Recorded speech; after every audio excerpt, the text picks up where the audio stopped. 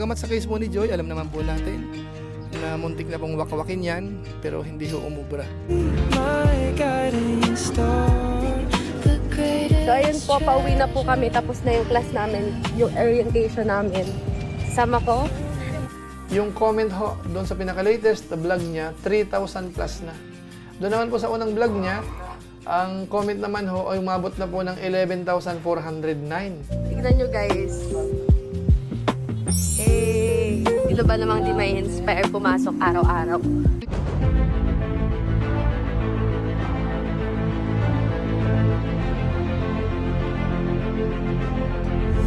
Ayun, shoutout guys, muli po, welcome to my YouTube channel. Ito po si Kuya July, ang inyong katugang, ang inyong kalingap na muling buwabati po sa inyo ng magandang araw, magandang gabi.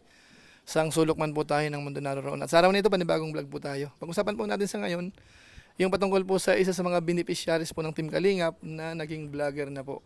Yung pinayagan po ni Kalingap Rab. Ito po yung walang iba kundi si Joy Aquino, mga kabayan po natin. Na kung saan sa pagkakataon pong ito, meron na po siyang pangalawang upload. So, tingnan po natin, suriin ho natin, kumusta nga ba ang kanyang channel. Okay ho ba yung takbo? Sinusuportahan ho ba siya ng mga viewers? So, maya-maya po yan ng konti. Pero bago po yun, konting paalala po si Kuya July. Baka sakaling meron po yung hindi nakasubscribe sa ating YouTube channel, wag natin kalimutan, July Paunil. Tapos, pakipindot lang po yung notification bell button para lagi po tayong updated sa aking mga video upload. Tapos yung ating Facebook page po, July Paunil 2.0, pwede po nating i-follow at saka po pwede po nating i-like. So maraming salamat po sa inyong lahat. At siyempre po, wag natin kakalimutan si Kuya Bal Santos Matubang, Kalingap Rab. Pakisuportahan po ang kanilang YouTube channel. At isama po natin si Joy Aquino, mga kabayan po natin. So maraming salamat po sa inyo. Ngayon tuloy na po tayo, pag-usapan na po natin itong patungkol po sa channel po ni Joy Diwata, na kung saan po sa ngayon may bagong upload na po siya. Pangalawa pa lang po yan at hindi pa po siya nakakapag-live stream.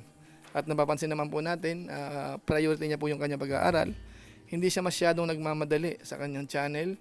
Kahit na may mga opportunity na po pwede niyang matanggap. Financially, mga kabayan natin, lalo na po pagdating po sa mga super chat, pakulay, pwede po yan. Pero napansin ho natin, hindi po siya masyadong nagmamadali.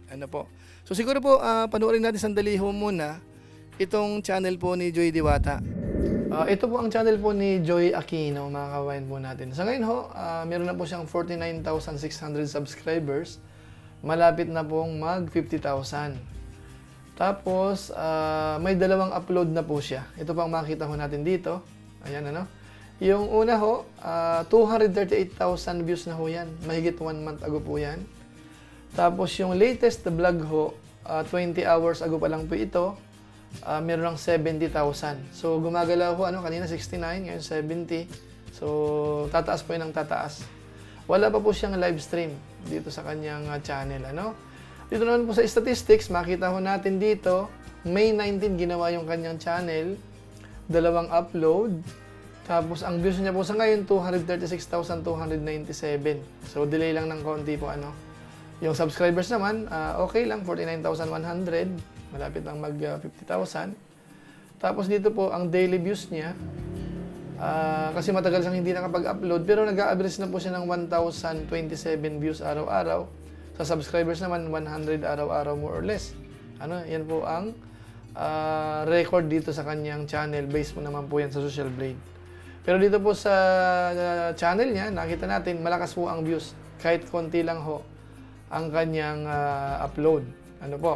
At dito po, ipapansin ko po sa inyo dito, yung comment ho, doon sa pinaka-latest na vlog niya, 3,000 plus na. 20 hours ago pa lang po yan. Marami pong nagko-comment. Doon naman po sa unang vlog niya, ang comment naman ho ay umabot na po ng 11,409. Nakita niyo po? Ganun kadami ho. So, meaning organic ho ang nanonood, nagko-comment. Dito po sa channel po ni Joy Diwata. Okay, ni Joy Aquino, ang pangalan ng kanyang YouTube channel. So yun mga kabayan po natin, yung unang upload niya po ay nasa 238,000 plus. So malakas po yun, Tapos itong pangalawa naman ho, habang nag-shoot po tayo, magti 24 hours na po ang nakakaraan, nasa 70,000 o kaya mahigit 70,000 plus. Kasi po gumagalaw po yan. Baka mamaya makita natin na 70,000 plus na yan, 80,000 plus. Or baka 100 plus na po kung kayo po yung manonood ng delay dito po sa ating vlog sa ngayon. So ngayon puntahan natin yung about sa content. Kuha po tayo ng konting clips po dyan po sa pangalawang vlog po ni Joy Diwata. Ito po yun.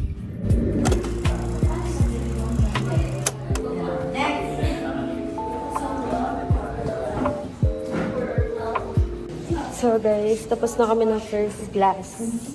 Move na tayo sa second class natin. It's already 10:30. Maghahanap pa tayo. Saan room tayo? Ay, hindi ko po at...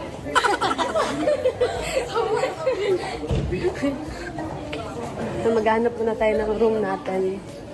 Kasi first day naman, kaya okay lang na maligaw-ligaw. May nagpatong siya sa akin.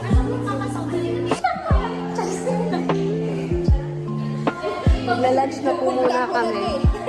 Lunch break na. Ano pa lang? 11. Hahanap po na kami ng kakainan, guys. Ano mangyayari? Tara na. Tignan nyo, guys. Sino ba namang di may inspire pumasok araw-araw? Ganun kaganda. Okay, dapat stay ko lang dito. So, dapat mag-visit tayo sa mga principles. Ano sabi sa principles number 3? Anything below the study table.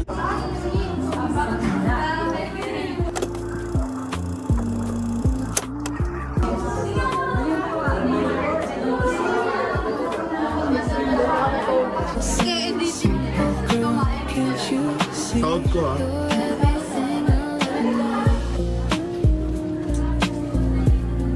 When life gets hard and dreams seem far, you'll always be my guiding star.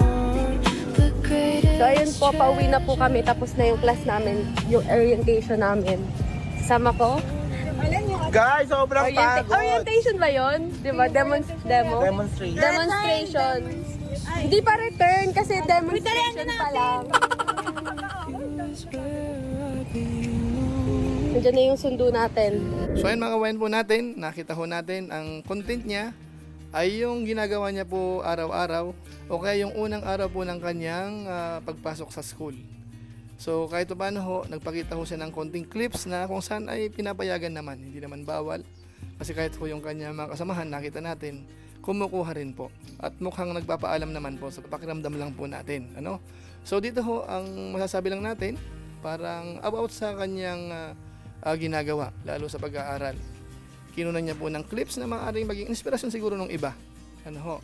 At nakita natin kay Joy, parang kayang-kaya niya. Ano? Parang napaka-relax niya lang po doon sa loob ng classroom, doon sa mga kaibigan niya, yung mga ginagawa po nila, parang relax lang siya. Sa tingin ko po, hindi po siya nahihirapan sa kanyang pag-aaral. Ano po? So, pagdating po sa content, okay naman po yun. Wala tayong magiging komento na negative po dyan. Kasi kahit pa paano ho, may konting matututunan din po yung iba, lalo yung mga hindi pa po nag-aaral o mag-first year pa lang. So, yun ang ginagawa dyan sa school na nabanggit.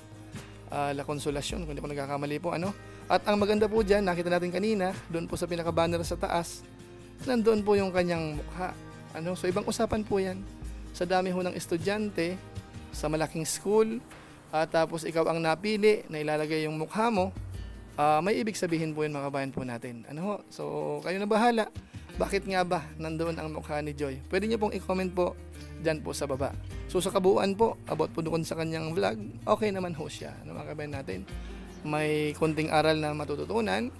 Tapos, maganda naman po yung pagkaka-shoot, pagkaka-edit. Bagamat medyo may pagka-vlog siya, pero clear naman ho, malinaw naman po.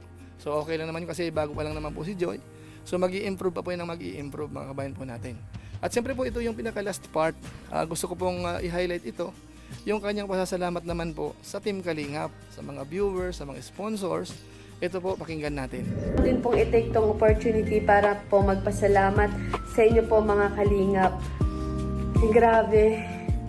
Sobrang overwhelming po yung pagsuporta po ninyo sa akin kasi sa kabila po ng, ayun nga po, sa kabila ng bashing sa akin, hindi ko po in-expect na meron pa po palang naniniwala at nagmamahal po sa akin. And syempre, sa Team Kalingap, kila Kuya Val and kila Kuya Rab, yan, kila Tita Edna, thank you so much po sa opportunity na to na binigay nyo po sa akin. Kasi sobrang laking tulong po nito talaga sa akin, lalo na po sa family ko and sa future ko. Thank you so much po sa mga sponsors and supporters na patuloy po na nagmamahal at sumusuporta po sa akin. Thank you so much po, Team Kalingap. So ayun mga kalingap, yan po si Joy, yung kanyang pasasalamat po sa lahat. So nakita ho natin dito, kapag ho kasi ang isang tao marunong magpasalamat, marunong tumanaw ng utang na loob kahit hindi naman ho sinasabihan, magandang sinyalis po yan. Ano ho? Bagamat sa case po ni Joy, alam naman po natin na muntik na pong wakwakin yan, pero hindi ho umubra. Talagang yung kanyang loyalty po sa kalingap ay nandoon. Talagang matatag siya, may paninindigan. Kahit na ho yung iba nakatulong sa kanya, talagang inuuna pa rin niya po yung pinanggalingan ng lahat. Kung hindi dahil sa Team Kalingap kasi mga wala naman lahat yan. Ano? So yan po nakita po natin kay Joy. Tapos pagdating po sa mga buzzers, alam naman po natin, hindi niya po masyadong pinapansin yan. Kaya siya po ay nakakapag-stay sa Team Kalingap at tingin natin, relax na relax pa rin ho. Dumaan po siya sa matinding pagsubok, pero kayang-kaya ho. Dahil sa kanyang attitude, saka sa kanyang tiwala sa Team Kalingap, kay Kuya Bal, kay Kalingap Rap. So yun lang po muna siguro ang ating reaction video po patungkol po dito kay Joy. Isa ng vlogger din kahit paano, konti-konti sideline habang siya po ay nag-aaral at tinutulungan po ng Team Kalingap. Kasama po yung mga sponsors. So maraming salamat po sa inyo. Yun lang po muna siguro ang ating mixing vlog po sa ngayon patungkol po kay Joy. At kung inyo naman po itong nagustuhan, pwede po nating i-share. So muli, ito po si Kuya July, ang inyong katugang, ang inyong Kalingap na pansamantalang nagpapaalam po muna. Kita-kita ulit tayo sa mga susunod ko pang vlog. Maraming salamat sa inyong walang sawang pagsuporta po sa ating YouTube channel. Pagpalain nawa ko ng Diyos, mabuhay po tayong lahat. God bless po. Ayan, bye-bye po muna. Bye-bye.